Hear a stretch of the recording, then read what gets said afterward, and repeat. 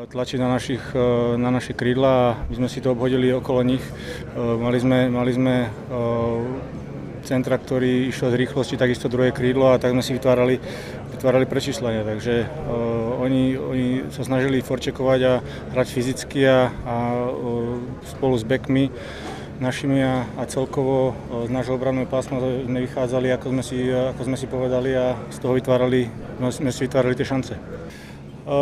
Určite ten gól, ktorý tam neuznali, nám nejakým spôsobom pomohol, predsa len trošku by im to zdvihlo sebavedomie a možno by začali hrať lepšie, ale myslím si, že hrali sme zodpovedne a aj keď nás prestrieľali, naši chalani hrali veľmi dobre aj v oslabení a zaslúžené víťazstvo, ako som povedal už.